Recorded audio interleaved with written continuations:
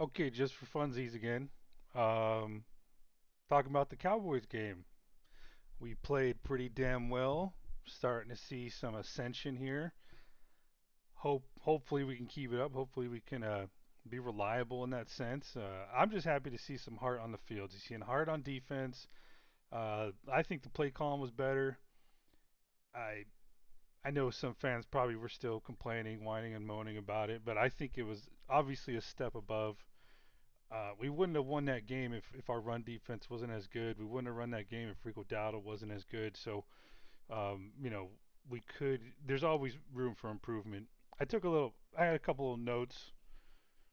I'm just gonna spout them off one by one here. That pick was not Bryce's fault, but I think that's pretty common sense right now. Um, the penalty on Dowdle. Now, I saw a lot of fans bitching and moaning about the refs, and I'm always gonna do my best and just keep it real. But the one on Dowdle after the interception, I don't understand what that one was for. He just hit a guy who was in front of the runner blocking, and I think what he was trying to do was knock that guy into the fucking runner, get him out of bounds. I don't understand what happened there. Maybe I missed something. Penalty on J.C. Horn. At first glance, it was kind of, yeah, that's a little too ticky tack, but you know, I think fine, we'll take it. But if you're gonna do that, then why not call it on? Wait a second, maybe I'm thinking of two different ones. Okay, no, yeah, so they called it on JC. It happened later to T Mac. They didn't call that one. It happened later to Pickens. I think Mike Jackson was the one. They called that one. That one didn't matter though because Pickens ended up catching the ball anyway. So um, yeah, I don't know. It wasn't as bad as some are making it out to be, but I think the Cowboys did get favored a little bit on the calls. Not by a lot, but just a little. I saw some podcaster whining. It's just egregious. Worst I've ever seen in my lifetime. It's just so dramatic. Wasn't that fucking bad. The one on Roseboom where roughing the passer, from our angle, you could argue that that's not a penalty, but we didn't see the whole, we're just seeing one point of view. My gut reaction would say that based on, and he could be a good actor, but based on Dak Prescott's reaction, maybe there was a little bit, enough to make that call. So, if I'm a coach, I'm just fucking telling the players, don't, just be extra careful, don't. I think we played well overall, though, and I don't mind some penalties. All right, I have a note in here that I wrote.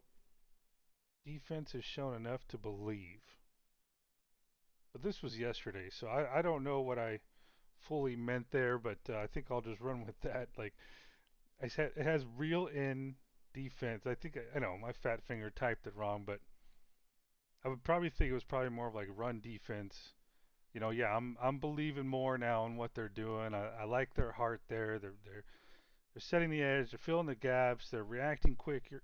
It's like they kind of know what's going on. I don't know if I touched it on my last video, but um, Trevin Wallace started calling plays. Got the green dot. He's basically communicating the defense on defense, and Roseboom is kind of just playing freer. And ever since they did that, there's definitely been a noticeable difference. Why I couldn't tell you, but it's noticeable. I noticed that Bryce, he had good. He had. I would say he's a good. He had a good game manager game for sure. I ain't knocking him. If we can get that, then you know what? We're doing better than a lot of teams, a lot of quarterbacks. May not be the guy that you want, to be the future franchise quarterback for the long term, but it's definitely good. I did notice something in this game that I don't really see a lot of. Granted, I don't have zoom in of what he's looking at on each play, but I did notice something I haven't noticed before, He's starting to move defenders with his eyes as right after he takes the snap, and he's just scanning the field. So that was actually a pleasant thing to see. Um, all right, let's see. Before we go talking about risers and fallers, just a couple little notes. Yeah, just little comments. The whole Xavier Leggett pitchback thing. Eh, I'm kind of 50-50 on it. Part of me is like, dude, we've fucking sucked for so long. We always fucking lost. Like, I like seeing players trying to make a play. You know, having some backyard football in there. Of course, maybe. And I'm being serious here. Even if we had lost a fumble and they went down and scored, like expectations are so low right now. Like, I ain't gonna wet my diaper over it. So I just like seeing some guys having fun out there. This one didn't work out, but to be in a position to where you're playing free like that's actually a good sign, I think. It shows some confidence. Doesn't work out, but and yeah, it could have gone worse. And maybe we didn't kick that field goal at the end of the first half, but um, and granted, we ended up winning by a field goal. So I think what I'm trying to say is, not a good move.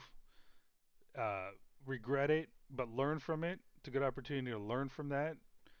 And it didn't hurt us this time, but it's also kind of nice to see some guys trying to have fun, make a play, trying hard out there. So there's good and bad. I'll lean towards obviously don't want to do it, but I ain't gonna be that butthurt over it. Uh, just a little note.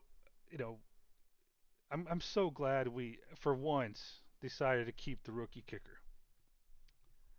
I am, and I'm sure maybe a lot of fans are. I'm glad more just because we've never done it. We've always decided to default mode into the veteran kicker because they didn't want to go through the growing pains of a rookie kicker and just know that there's going to be some growing pains. There's going to be a time where maybe the game's on the line, and if he kicks it, we win, and if we don't, we lose. And he may not make it. Again, not gonna wet my diapers over it. This is gonna be part of the growing pains. If that were to happen, knock on wood, but I'm so glad that they took a chance. I wish they would have done it last year with the thicker kicker. Um, couldn't tell you, who's gonna end up better, but I'm just glad to see some injection of youth at every position we possibly can for, uh, in favor for growth and progression for the future. Speaking of new kickoff rule, I've seen a lot of people on social media bitching about it. Like, I mean, shit, I don't want to make a segment of this or anything. Not that anyone's listening, but I just don't see what the issue is. Like, what big effing deal, man? Like, if it leans towards safety for the players, um, why not? I mean, I think this is better than what we had last year. I can't remember last year or maybe the year before, but where every kick was a touchback. Um, that was boring. That I agree with. That sucked. This seems a little bit better. Whatever they did to change it, I don't know. I don't really study that much. Like I said, I don't. I just let water off a duck's back. Don't wet the diaper too much. But I'm kind of liking it. There's that anticipation of where's the kicker going to put it, and is it going to be? Could it be an exciting play? So before we get in, okay, let me look at my notes real quick. Okay, I said Mike Jackson's stock is definitely down this week. All right, let's talk about it. Let's go back. Let's go to the GM spreadsheet and let's do some here real quick. Oh crap,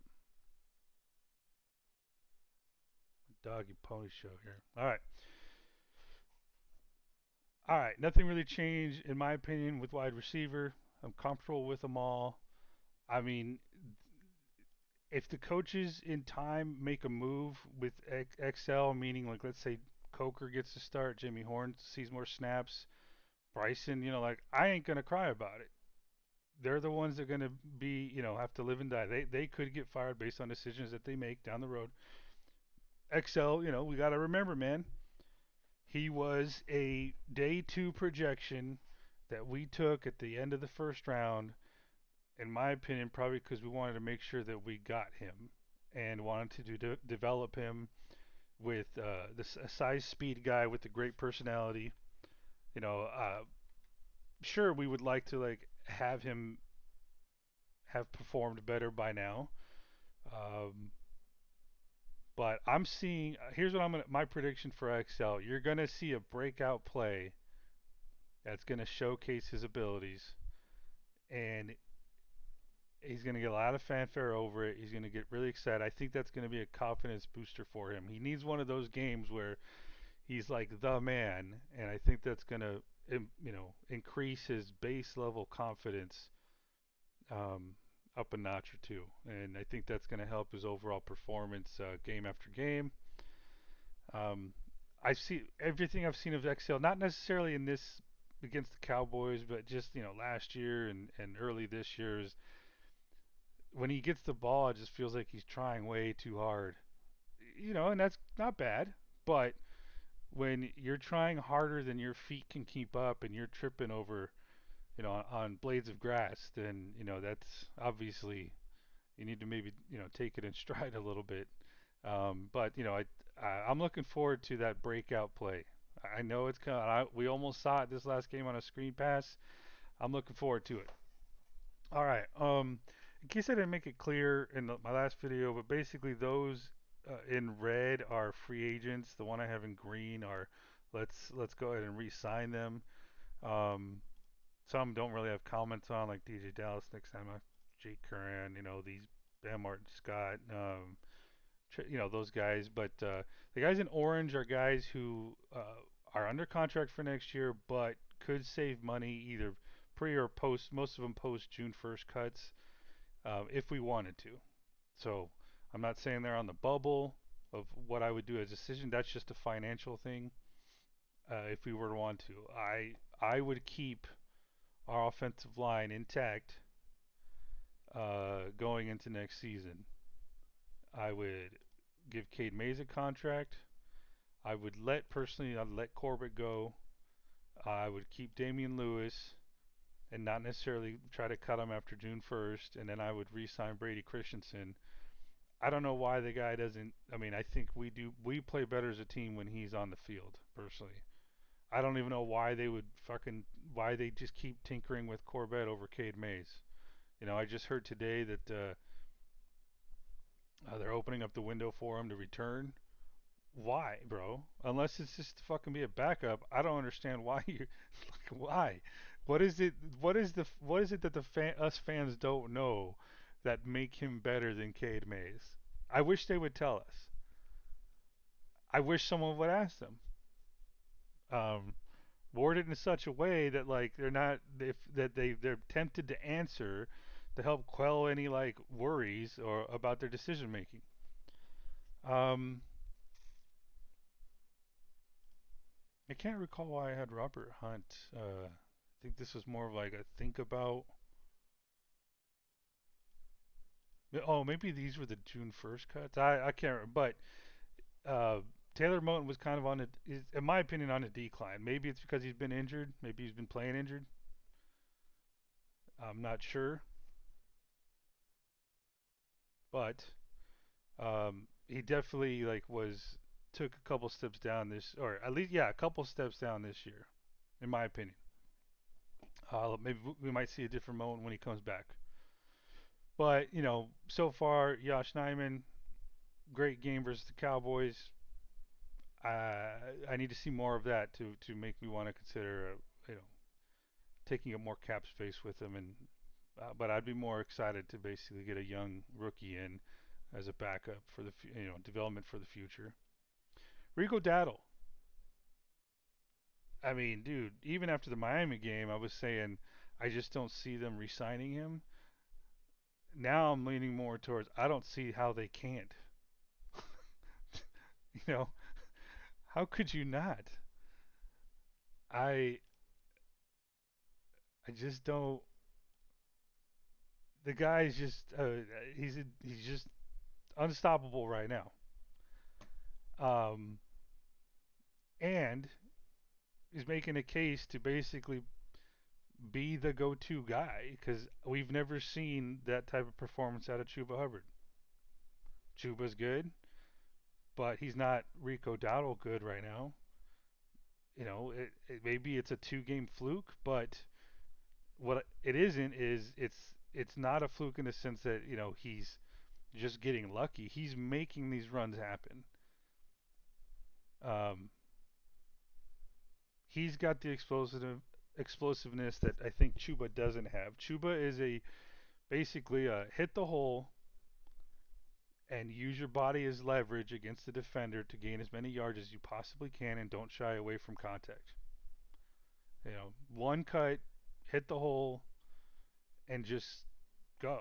But Rico's got a little bit more patience, a little bit more quickness and explosiveness, and I think right now he's seeing the field better. He's seeing the holes that aren't just right in front of him, and that's elite right there. And the yards show that. The yards are definitely elite too. So I'm gonna lean towards let's re-sign him. I'm gonna say this now. I don't care if we give him the same contract that Chuba's getting, and we have a two-headed monster, and we go into next year with Chuba Hubbard, Rico Dowdle, Trevor Etienne, and if someone else that we pick up, and undrafted free agent or some camp body, ends up being a good four stringer, and if Jonathan Brooks is back and he's looking good, maybe he's the trade bait. Jonathan Brooks, maybe he's trade bait for us. Um, at that point, maybe you keep all four, but if they're all looking good and someone else is interested in giving up a draft pick, that draft pick becomes more valuable than a four-string running back. Just my opinion. I guess it would depend. Like if I were the GM and I'm the couch GM right now, then and if I'm fielding phone calls, we used a second-round pick on Jonathan Brooks. If someone's offering us a third or a fourth, I would probably be tempted in taking that trade if I'm comfortable with Hubbard, Dowdle, Etienne, and maybe a four-string guy who could come in an emergency should there be some injuries. So that's something to look out. Look into the future for. But I'm also fine with keeping Jonathan Brooks on a rookie contract. So basically, I think the delta of it, the crux of it, would be was Jonathan Brooks as a third or fourth string guy more valuable than um, what team is willing to trade for to get him? And we're talking, off season next year type stuff, maybe even camp prior to the season. So after a couple preseason games, possibly. All right, Bryce. Like I said, Bryce looked good. Ah, man, I had the words to kind of explain Bryce again in a good way, but I'm kind of lost right now. Maybe it'll come back to me. But things are kind of still staying steady with Bryce. If he were to play like this, I don't think anyone would really be crying to get rid of him as soon as possible or take the first rookie we can. I still am of the belief that you should definitely be considering like a young guy to come in and develop as like a third stringer or maybe even second stringer. So a backup to Bryce in the future. I think Bryce unfortunately still needs development help. I don't know if they're going to bring Andy Dalton back next year. I would hope you don't feel like you have to. I would rather sign a guy who, should Bryce not be available, can still come in and run this offense. If it happens to be a young kid, fine. But I'm maybe we already have that in Hendon Hooker, a backup for the future. All right, let's see here. Bobby Brown made a play. I think Turk Wharton's still injured. Um, LeBrian Ray made a play. Haven't seen Crumity. Ashawn Robinson made a play. Patrick Jones, Rosewoom's looking good. Like I said in my first video of doing this, I would resign him and draft a guy. Mike Jackson's kind of like, I don't know. I said in the last video, like, I think he's our best second corner we've had in a long time, maybe ever. This game made that look pretty stupid because he was getting torched. But we've also had a lot of second cornerbacks that get torched, and maybe that's occupational hazard for our second best cornerback. Is they're just going to get torched because there's not many teams in throughout history that have two shutdown corners. So naturally, the guy who isn't the shutdown corner is just going to get picked on. But this one was a little bit more. Um, so I'm thinking, if that kind of performance continues, maybe you knock up this cornerback, a slot. In fact, now that I think about it, let's put him right there. I should have probably went with that to begin with because if you think about offensive guard, if you're looking at offensive tackle early, maybe offensive guard isn't as necessary, and you could find, you're going to have a better option of finding a corner sooner than and you could find an offensive guard later. It just trying to think priorities. Um, let's see, anyone else? Anyone else? Yeah, I don't know about Nick Scott, man. Not a lot of fans like him. I'm just kind of ambivalent right now. He's not really making plays, but not really like it's obvious that we're not completely suffering because he's out there. I think it's just a matter of time before Richardson or Ransom take his spot. All right, I think that's it.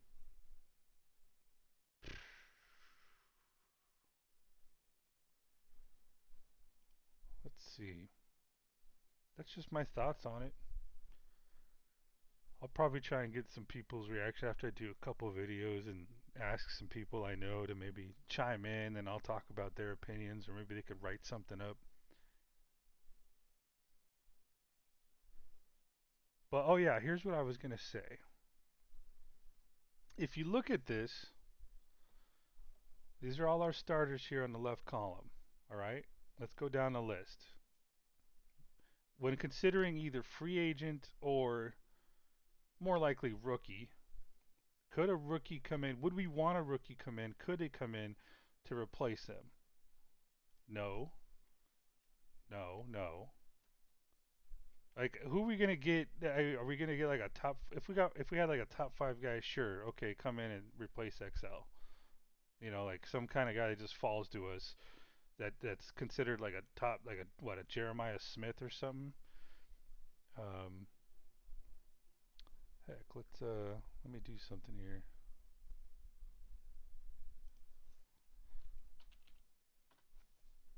I wonder if I should have been more prepared for this. Didn't really think about it. I just wanted to chit chat. All right, let's go.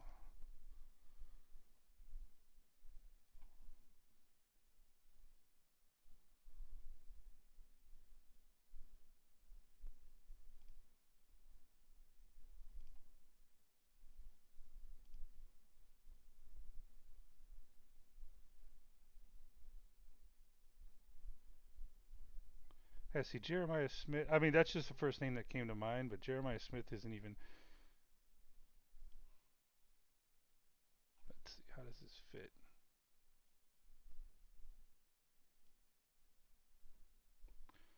All right, so you got Jordan Tyson. I've seen him play. I think he's kind of similar to like a T Mac, but not someone that I would really want on my team. Not just mainly because it doesn't. I don't think we need another T Mac type on our team. Akai Lemon. Don't even really know this kid that well. I'd have to maybe someone to keep it up. I don't know. I was just curious. Like, you know, I was going down the list. I really don't want to spend, and that's the other thing, duh. I really don't want to be spending another high draft pick on a freaking receiver. So I was just kind of going down a list. Could we see someone there? But I think we've already got potential of someone, people who could replace him if we want to. Coker being the main one. Um, I think Renfro could be good. Bryson could has a chance. Jimmy Horn, like they all do. So I don't see some with Damian Lewis here. I don't see someone coming in as a rookie and taking Icky's spot. If Damian Lewis were hurt, and they'd be willing to move Icky to the left guard, possibly. But I don't see a need, and this is where I'm talking about need. Do we need someone to come in and replace Cade Mays? No. Robert Hunt? No. Moton? Possibly. If Moton keeps going in this trajectory that I've noticed and no one else has talked about, yeah, possibly. Sorry to piss the Moton family off. I mean, I love you, but maybe you've been injured. You've gotten embarrassed this year. Not a lot of people are talking about it, but if it continues, they're gonna be. Uh, would love to get a premier tight end, but I don't see someone. I don't see them even drafting a guy when you have Sanders and Evans working out and Tremble, which he may not even be on the team next year, but maybe. You got Chuba and you got Rico Dowdle, Bryce, Turk Warden is going to be under contract. Derek Brown, Ashawn Robinson. You got Cam Jackson as a backup. I mean, maybe you get a guy. You could get a guy in the draft that would come in as a starter at nose tackle, but you don't really need it. You could get an edge rusher come in and start, but if you got Princely, Nick, and let's say one of these two, Patrick Jones and DJ Wanham, I get it. We need pass rush, but I'm trying to think like where are the needs, like a glaring need to come in as a starter. And you got to look at like this is after the year's over. Princely and Nick maybe have solidified themselves a little bit more. Maybe we don't feel like maybe we just feel like we need depth as opposed or a third guy, a rotational guy, another guy, more weapons. Same thing here. Trevin Wallace, Roseboom. If you resign Roseboom, if you don't resign Roseboom, then yeah, you got a freaking big, huge need. Um, and I'll tell you where I'm going with all this. Same thing with Mike Jackson. Does Corey Thornton take over? Shell Smith Wade take over? Does he improve the rest of the year? If things go well, and let's just assume like Richardson or Ransom take the top spot at safety. So if things continue on this trajectory, which is being competitive, and some guys like a Mike Jackson have a bad game, then like look good the next game, like you could be going in the next year with very, very little to no starting needs. You see, like no starting needs. T Mac, Coker, Leggett, Icky, Damian Lewis, Cade Mays, Robert Hunt, Taylor Moton, Sanders, Chuba, Rico, Bryce. D line could be good. Your edge rushers could be improved upon, but good for just the starting roles. Inside linebacker could be good for just the starting roles, and then cornerback. So what I'm saying is like if things go, uh, and this is what I would hope for, we might be looking at a draft where it's like, okay, this is where we build with depth, and that might be a scenario where maybe best player available fits more. I was just said on the video, it's a fucking myth when teams say they do it, and for the most part, it is. But there are scenarios where you could say, look, anywhere we're just going to be built for the most part almost anywhere we're just going to be drafting guys who are going to be developing and they're not going to be asked to start. And if that's the case, maybe you don't need if you end up with a top 15 pick, maybe you don't need that top 15 pick. Maybe you need more second and third round, fourth round picks. Just I like to chit chat that stuff. It's all speculation. Things are definitely going to change, but like if I could see a scenario if I'm the GM and I'm wanting everyone who's starting right now and or develop to start to succeed and if they do, and they keep progressing, I could be looking at a draft and just saying, okay, I'm drafting backup guys for depth and challenging those, and that allows me to go best player available. So if so, see shit, they wouldn't even if a quarterback fell in the second round. I don't think they would pull the trigger. But what if they have a first round top 15 grade on the kid, and they're thinking, hey, we need a backup. That's still early. That's kind of like so against the norms. If you're looking at second, even just second round, and they don't, yeah, I'm talking out of my ass right now, but yeah, it's fourth round, maybe a guy they saw as like a first, second round guy, and he's there in the fourth, and they say, okay, now we could pull the trigger. But I think quarterback's probably a bad example, but you might be looking at see it who falls to you in the first.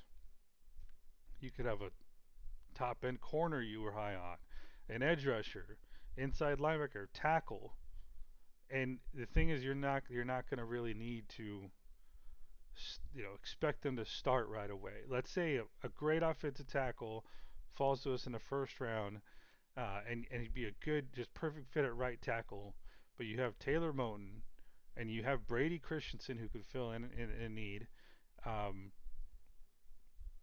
you know, Draft the kid, develop him, let him sit, let him be second string, let Brady focus second string on the interior line and left tackle or something, and you might be looking pretty good. And that's kind of what I was excited about lately is looking at this roster and seeing that we don't who are some good examples. Like we don't have who was that number 80 tight end? Ian Thomas. Like we don't have like an Ian Thomas. It's a glaring need. Gets the fuck needs to get the hell off the team. Um, shoot, I can't think of any. We've had plenty. I can't think of any more. Probably because there's just I've been so looking forward to get rid of their names. But I don't know. I think things are looking pretty good right now. Not just saying that because we beat the Cowboys. Just looking at the roster, that's what it's telling me. How much are we slated? Let's see. 20, 26.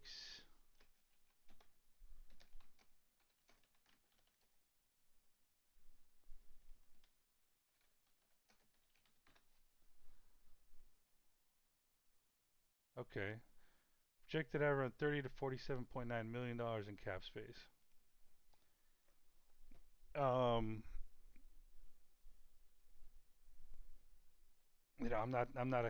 I'm a numbers guy, but not a cap guy. But let's say you got give 10 of those to Rico. Well, I don't know what 8, 7, 10 to Cade May. I don't know. You could easily re-sign those guys in green and purple, in my opinion. You're gonna have Austin Corbett. In my opinion, I don't know if it's post June 1 or pre June 1, but you free up cap space by letting him go. Andy Dalton, free some cap space up. That's another reason maybe to take a younger kid to have some cap space because you're not paying Andy Dalton. You'd be paying like a day 3 pick or a Hendon Hooker. Um, Maybe DJ Wan or Patrick Jones. Free up some cap space there. Use your draft pick to replace him. No, use like a Nick or Princely to replace him on the depth chart, but then a draft pick to replace them on the depth chart. So I don't know, man. We might be looking at this right here. That I just love draft. I know it's early, but I don't care. Those guys right there, inside backer, offensive tackle, edge rusher, cornerback, those are all potential to be targets for us in the first round. And they could all just be either one of them could be depth. Who knows? Maybe a corner falls to us and he ends up starting, and then we decide, okay, Mike, it's been fun. Thank you for your service. But anyway, I think that's it. I'm gonna try to do this for fun. every week, take notes of the game, and then go from there. I don't know, but yeah, that's the state of the Panthers franchise right now. Hopefully, if we're who are we going up against, the Jets? Starting to feel like this is the first time we've had a trap game for ourselves. It's in New York. Justin Fields. We just got to play our brand of football. I know it sounds cliche, but if we do what we're supposed to do and not make mistakes, then I think we should be coming away with it. And I think the week after that is the Bills.